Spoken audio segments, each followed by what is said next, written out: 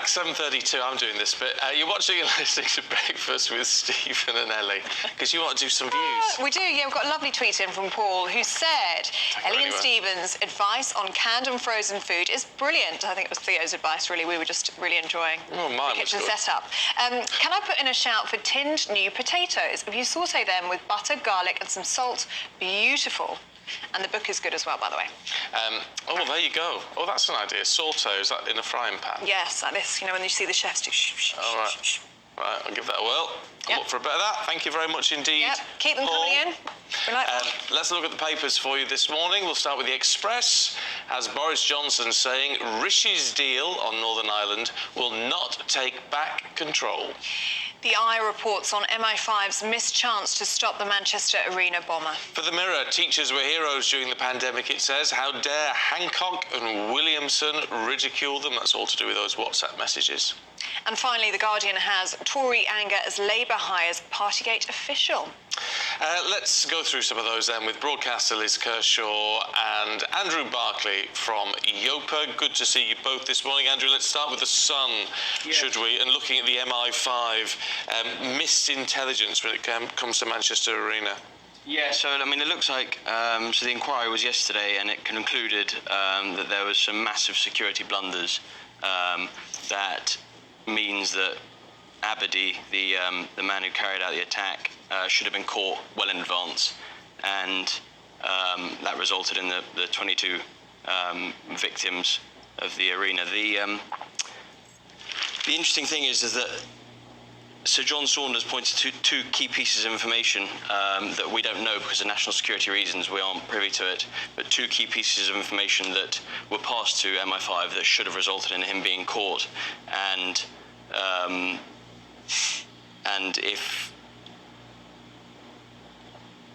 yeah, I mean, because of the national security reasons, it's very hard to understand really what's going on, apart from the fact that I would say that 99% of the time, you know, they do an amazing job in keeping us safe. And I think it's tragic because that one time that they can miss it, it results in really catastrophic consequences. Yeah, that's the problem, and they will be keen to learn because they're the last people who want these sort of things to do. But they, you know, however many things they stop, it's when one gets through the net. Exactly. Yeah, part of me wonders also is that with the other institutions, we are able to provide a lot of scrutiny of those institutions, but because of national security purposes, you know, we aren't necessarily able to in the same way that we would with our police forces, for example. And so I sort of do wonder as well is, have they been subjected to the same sort of themes, like, you know, lack of funding or internal politicking that other institutions have been, that are causing them to perhaps make blunders? Who knows? But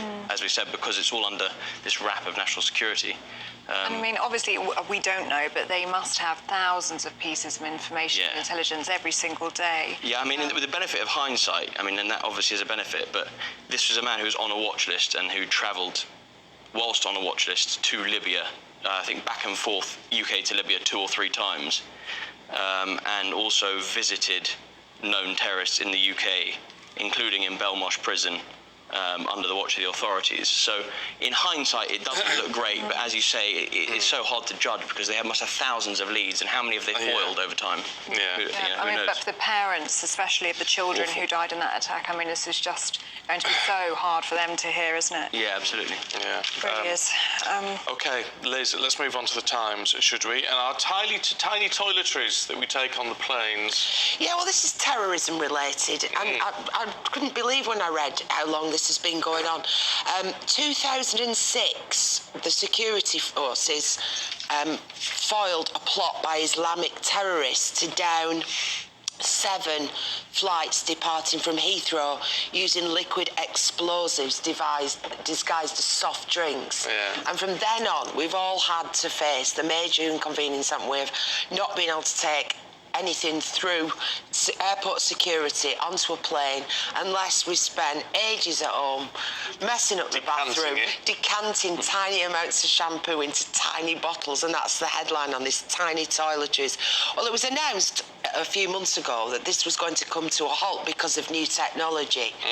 And it's finally going to happen at the first airport to install this new technology, and I'm going to be looking at where they fly to, is City Airport in London. You're going to be booking, yeah. 2 litres you're now allowed to take on, because they've now got these new 3D scanners, so you don't have to get your bottles and put them in a plastic bag, and you don't have to get your laptop out of your bag, etc. Well, it's a good trial airport because it's so small. Yeah, but I can't wait. I mean, I told somebody about this a few months ago, and then a couple of weeks ago, I was giving him a lift to the airport, and he said, "Oh yeah, it's great now. You can take liquids, isn't it?" And he'd got his handbag, and it was full of big bottles of shampoo, and someone went, "No, it's not come in yet."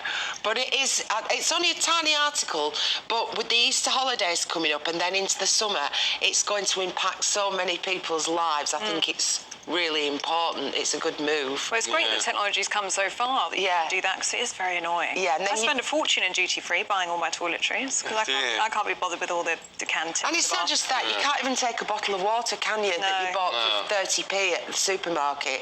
You've got to drink it, chuck the bottle, go on the other side and spend £2.50 on the same thing. Yeah. So, yeah, hurrah. Yeah. That's a step forward. Certainly is. Andrew, let's go to the Daily Mail now, shall we? And this is about Sue Gray's appointment into the Labour Party. Now, is this proof the Partygate probe was a Labour plot? That's their headline. Yeah, I think a Labour plot might be heavy, but I think if you step back, the optics of it stinks, and it does. The civil service is supposed to be impartial, and I think the fact that only a week ago, or a matter of days ago, she was acting on behalf of the Conservative government, and then all of a sudden you click your fingers and she's one of the most important people in the Labour Party. It doesn't look particularly professional. I'm surprised there's no sort of any other job in real life. There's sort of gardening leave when you sort of. I was about to say, she's not on gardening leave. Yeah, when you leave to go and compete with another another entity. Well, we don't know when she gave her notice, do we? Yeah, exactly. There you go. There's another point. And obviously all the Johnson sort of heavies are saying this is vindicated. It was a left-wing stitch-up. I think that's a bit unfair, isn't it? I mean, because that's casting aspersions on what she did while she was in that role. Yeah, I mean... And everyone holds a political view.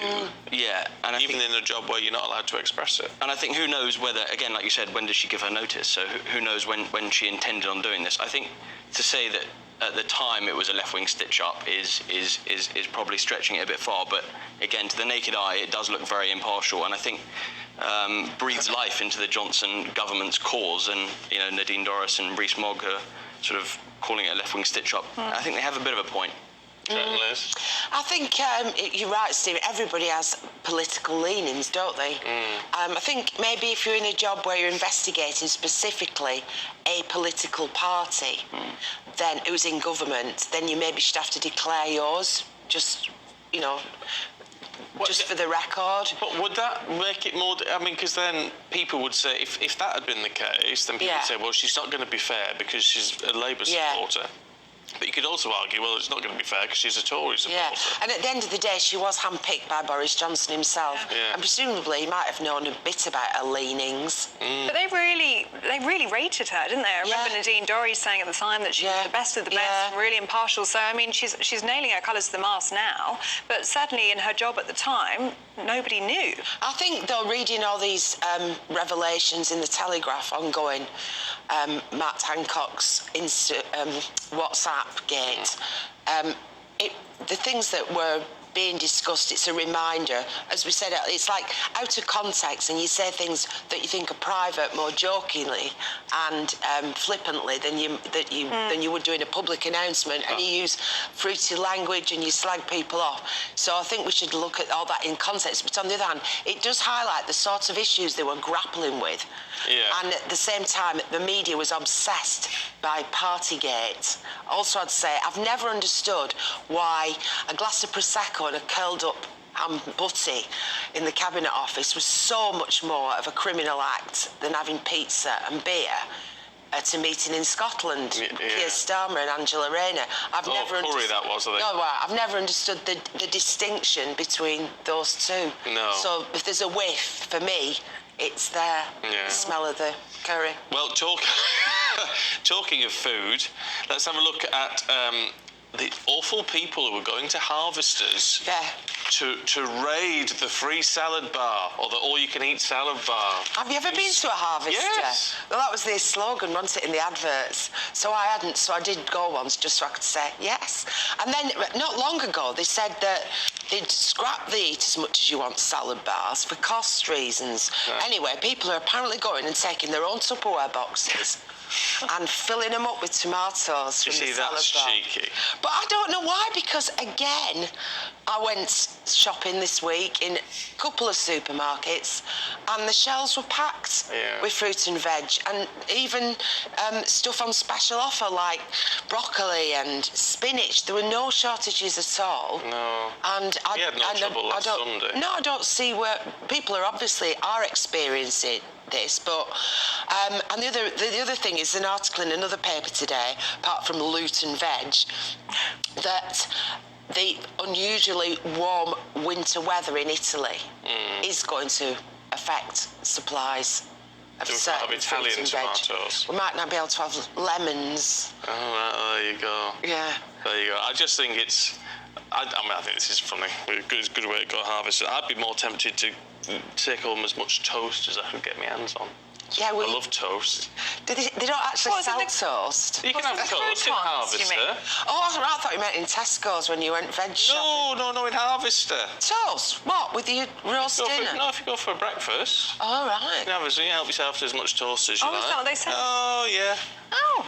Oh, do a bit of that, me. Andrew, should we look at the Financial Times now and worries for London stock market? Yeah, so fears for the London stock market mounting after SoftBank and a bunch of other companies have either moved or are thinking about moving to list in other countries like New York. Arm is a real national champion. It's basically it's a chip designer that makes chips for all of our 95% of the world's mobile phones. So as far as a technology champion goes, we should have done everything we can to try and keep them. And credit to the current PM, Rishi's done everything he can and lobbied the leadership directly, but I think it's a little bit too late. And I think it's sort of years of anti-business sentiment in the country and high taxes, and that's causing this sort of exodus. It's not only SoftBank, but there's the world's largest building materials group called CRH, who have moved as well, and then Shell, who's obviously the Anglo-Dutch. This isn't due to business rates and things going up. I was going to say, it's a bit a contradiction. Rishi Sunak pleading with these huge companies to stay here, and then saying we're going to put your corporation tax up by 7%.